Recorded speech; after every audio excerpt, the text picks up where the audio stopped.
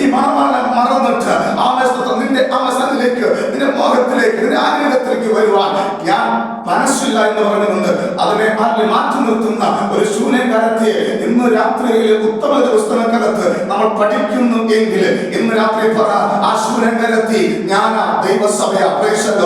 അവൻ ലോകത്തിന്റെ ഒരു വാക്കിന് എന്നെ പിടിച്ചു കെട്ടാൻ കഴിയത്തില്ല.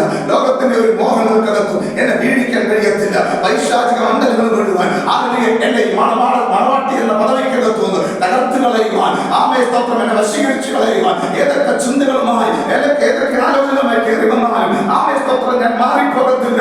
കാരണം എനിക്ക് വേണ്ടി ഇറങ്ങി വരുന്ന ഒരു ആത്മനാഥനുണ്ട് എന്ന് ഇന്ന് രാത്രി വിശ്വസിക്കുന്നവർ കരങ്ങളുയർത്തി കർത്താവിനെ സ്തുതിച്ചാട്ടെ.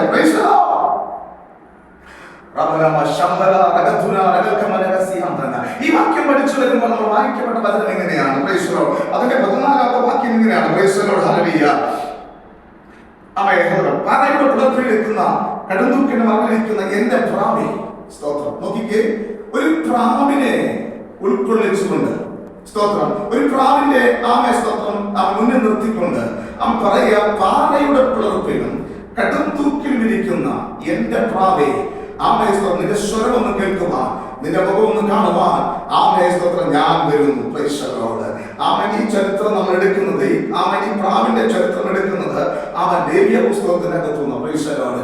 എങ്ങനെയാണ് ഈ പ്രാവ് പാറയുടെ പിളർപ്പിൽ വന്നത്?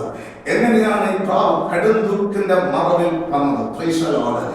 ഇന്ന് രാത്രി ലേവ്യ പുസ്തകം നമ്മൾ 14ാമത്തെ പഠിക്കുമ്പോൾ അതിന് 47ാമത്തെ വാക്യങ്ങളിലേക്ക് പഠിച്ചു വരുമ്പോൾ നമുക്ക് കാണാം ഒരു കുഷ്ഠരോഗിയുടെ ഭവനത്തിന്റെ ശുദ്ധീകരണത്തോടുള്ള ബന്ധത്തിൽ പുരോഹിതന്മാർ ആ ഭവനത്തെ ശുദ്ധീകരിക്കുന്നതിനായി സ്തോത്രം 2 പ്രാക്കളെ ബൈബിൾ 2 പക്ഷികൾ പറയുന്നുണ്ട്. 2 പ്രാക്കളെ ഇവിടെ കൊണ്ടുവരുന്നതാകും. 2 പ്രാക്കളെ കൊണ്ടുവന്നിട്ട് നമുക്കറിയാം, ഒരു കുഷ്ഠരോഗി ഇസ്രായേൽ പാളയത്തിന്റെ അകത്ത് ഉണ്ടെങ്കിൽ അവന്റെ ശരീരത്തിൽ കുഷ്ഠത്തിന് എന്തെങ്കിലും അടയാളങ്ങൾ ഉണ്ടെങ്കിൽ പുരോഹിതൻ വന്ന് അത് മനസ്സിലാക്കിയിട്ട് അവനെ പാളയത്തിന് പുറത്തു കൊണ്ടുപോകും.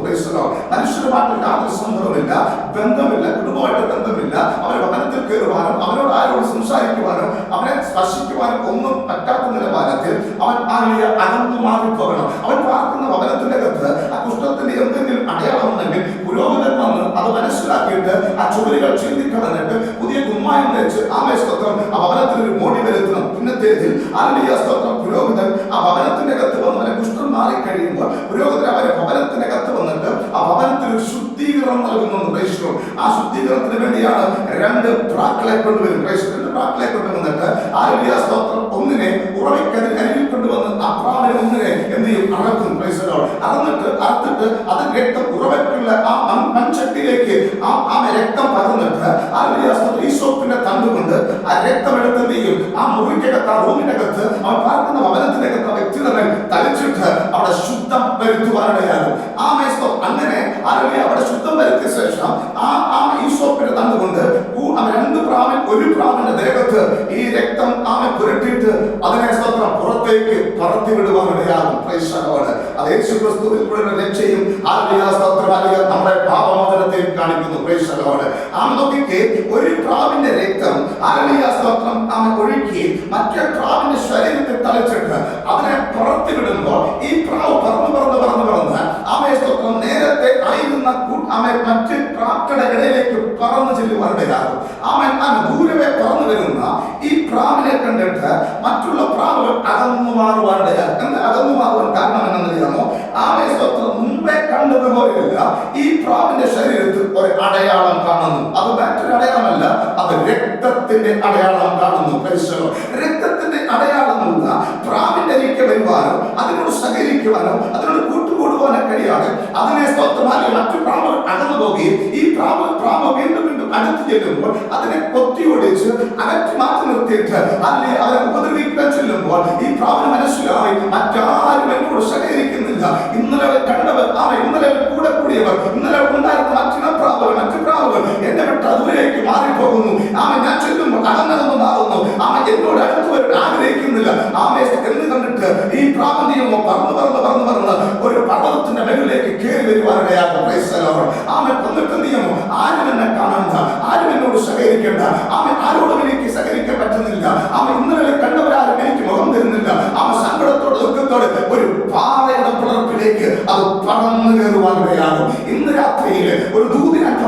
യേശു ക്രിസ്തുവിന്റെ രക്തത്തിന്റെ അടയാളമുള്ള ദൈവത്തിന്റെ പൈതലെ, ആ രക്തത്തിന്റെ അടയാളം നിന്റെ വീട് കഴിയുമ്പോൾ പലരും നിന്നെ മാറ്റി നിർത്തിയേക്കാം. അവൻ ഇന്നലെ കണ്ടവരാരും പക്ഷെ ഒരുപക്ഷോട് സഹകരിച്ചു നിന്നില്ല. ആ രക്തം പലത് മാറ്റി നിർത്തിയേക്കാം. പക്ഷേ സ്തോത്രം ഹല്ലേലൂയ, ആരും മാറിപ്പോയാലും, ആരകന്നു പോയാലും, ചേർക്കേണ്ടവരാരും നമ്മളെ ചേർക്കാതെ മാറിപ്പോയാലും, ഇന്ന് രാത്രി നീ മറയപ്പെടുന്ന ക്രിസ്തു എന്ന പാറയുടെ മറവിലാണെങ്കിൽ നിന്നെ തേടി വരുന്ന അരുമനാഥനെന്ന് ഇന്ന് രാത്രി എത്ര പേർക്ക് ആമേൻ പറയാൻ കഴിയും? ആരൊക്കെ എന്നെ വിട്ടുപോയാലും, ആരൊക്കെ എന്നെ മാറിപ്പോയാലും, ആരും എന്നെ സ്നേഹിക്കുന്നില്ലെങ്കിലും ആമെ സ്നേഹിക്കുന്നു അരുമനാഥൻ പറയുക.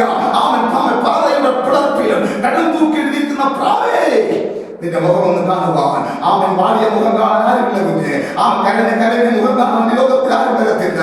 ആമേ സങ്കടപ്പെട്ടിരിക്കുന്ന മുഖം കാണുവാൻ അവൻ ആരും കാണത്തില്ല. കൂടെയുള്ളവർ പലരും നിന്നെ മാറ്റി നിർത്തിയേക്കാം, രക്തബന്ധങ്ങൾ മാറ്റി നിർത്തിയേക്കാം, സഹകരിക്കുന്ന പലരും മാറ്റി നിർത്തിയേക്കാം. പക്ഷേ സ്തോത്രം, രാത്രിക്കാലം ഒരാത്മദൂതി ഞാൻ വിളിച്ചു പറയുന്നു, ആരും മാറ്റി നിർത്തിയാലും, ഹല്ലേലൂയ സ്തോത്രം, ആരും നിന്റെ മുഖം കാണണ്ടെന്ന് പറഞ്ഞാലും കാണുവാൻ തേടി വന്ന് കാണുന്ന ഒരു നല്ല ദൈവത്തിന്റെ അരികില ഇന്ന് രാത്രി നാം ഇരിക്കുന്നതെന്ന് വിശ്വാസമുള്ളവർ ഇന്ന് രാത്രി കരങ്ങളുയർത്തി കർത്താവ് ഹല്ലേലൂയ പറഞ്ഞാട്ടെ.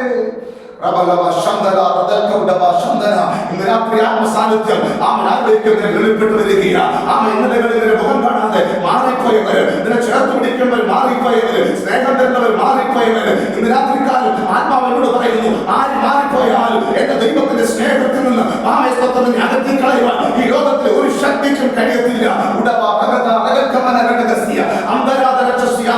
ഇന്ന് രാത്രി കരഞ്ഞ ഹൃദയത്തോടെ, കരഞ്ഞ കണ്ണുമായി ദൈവത്തിന്റെ മുമ്പിൽ ഇരിക്കുന്ന ദൈവത്തിന്റെ പൈതലോട് ഇന്ന് രാത്രി ആത്മാവിൽ ഞാൻ ദൂത് പറയുന്നു, ആരൊക്കെ മാറിയാലും നിന്നെ തേടി വന്ന് നിന്നെ ആശ്വസിപ്പിക്കുന്ന ഒരു നല്ല കർത്താവ് ഇന്ന് രാത്രി നമ്മുടെ നടുവിലുണ്ട്. മൗനമായിരിക്കരുത്. ഒരു ഹല്ലേലൂയ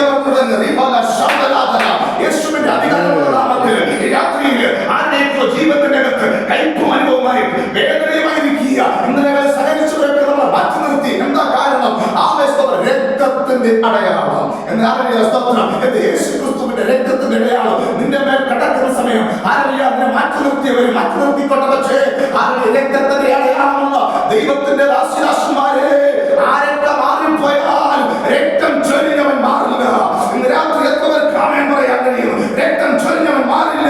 അവൻ നിന്നെ തേടി വരും. നീ ഇരുട്ടടക്കത്തിരുന്നാലും, ഏത് കുണ്ടടക്കത്തിരുന്നാലും, ഏത് അന്ധകാരത്തിനകത്തിരുന്നാലും, അവൻ അടച്ചിട്ട് ഏത് മുറിക്കകത്തിരുന്നാലും, ആരും കാണണ്ടെന്ന് പറഞ്ഞ് നീ മാറിപ്പോയാലും ഇന്ന് രാത്രി തേടി വരുന്ന ഒരു നല്ല കർത്താവ് അവൻ ഈ മീറ്റിംഗിനകത്ത് നിന്നെ തേടി രാത്രി ഇറങ്ങി വരികയാണ്.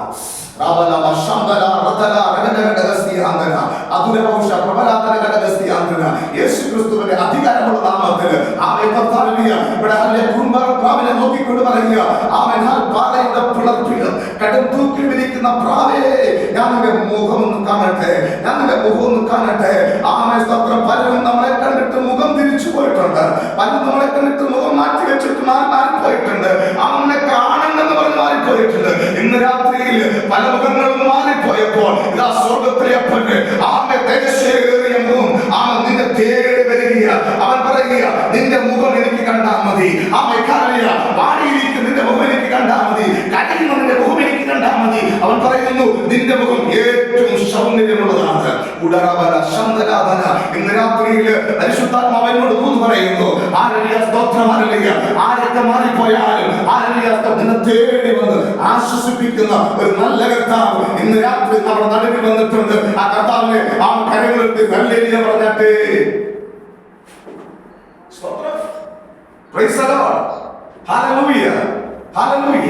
നോക്കിക്കേ, സ്തോത്രം. നമ്മുടെ കർത്താവ് സാഹചര്യങ്ങൾ കണ്ട് മാറി